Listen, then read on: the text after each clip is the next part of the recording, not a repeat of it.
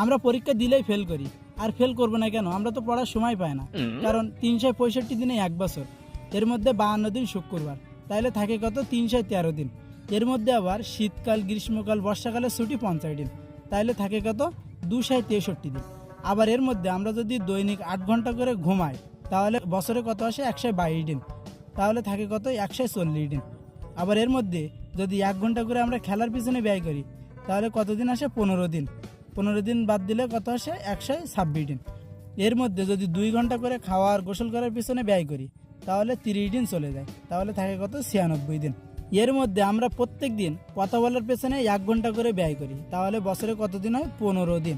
তাহলে 15 দিনে যদি বাদ দেয়, তাহলে থাকে কত? 81 দিন।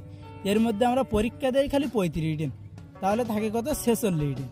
এর মধ্যে ঈদ আছে, বিভিন্ন উৎসব আছে, কনসার্ট আছে, এইসব জায়গায় যেতে যেতে আমাদের 40 দিন চলে যায়, তাহলে আর থাকে কয়দিন? মাত্র 6 দিন। এর মধ্যে আমরা তো বছরে 3 দিন কমপক্ষে অসুস্থ থাকবো, তাহলে আর থাকে কত? 3 দিন বাদ দিলে 3 দিন থাকে।